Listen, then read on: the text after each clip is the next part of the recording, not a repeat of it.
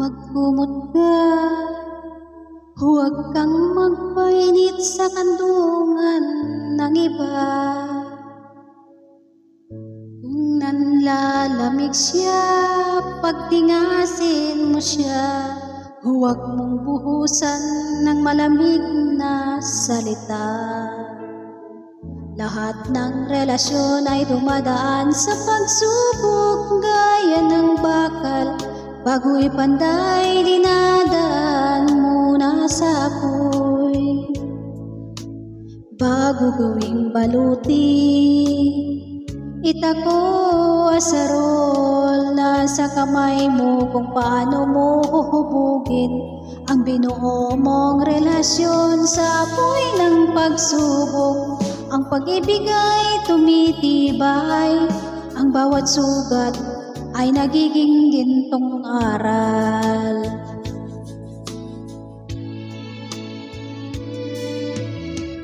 Kapag ang puso ay nagising, ang pag-ibig ay kusang mararamdaman na hindi inaasahan.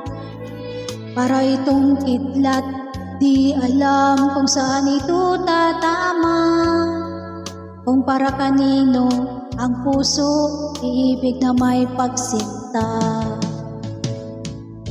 Kapag ang pag-ibig ay banal, ang ganap na pag-unawa sa kanya ay dadatang. Gagawa siya ng paraan upang maunawan ang mahal. Hindi yung ilulublob pa upang pagdurusay sa kanya ay ipadama.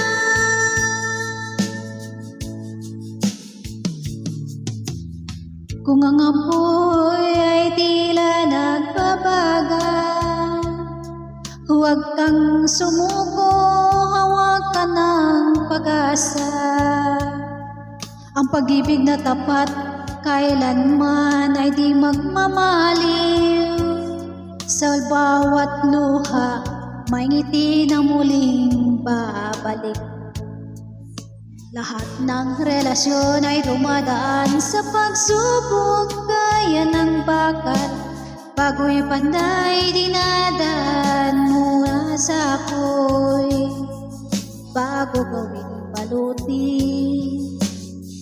itako asarol. Nasa kamay mo kung paano mo huhubugin ang binuo mong relasyon sa apoy ng pagsubok. Ang pag-ibig ay tumitibay, ang bawat sugat ay nagiging gintong aral. Kaya kung nilalamig ka, magkumot ka, huwag kang magpainit sa kandungan ng iba. Kung nanlalamig siya, pagtingasin mo siya, huwag mong buhusan ng malamig na salita. Kung may pagsubok, mag-usap ng mahinahon. Huwag huyaan ng galit, sa puso ay lumamon.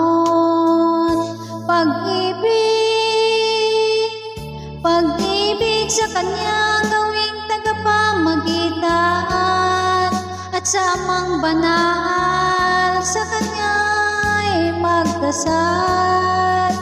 Walang pagsubok na hindi masusolusyonan. Buksan lamang ang mga mata'y pag-unawa. Ang bawat sugat may kwentong paglaban. Huwag hayaan ito'y naging sanhi sa pag-iwan.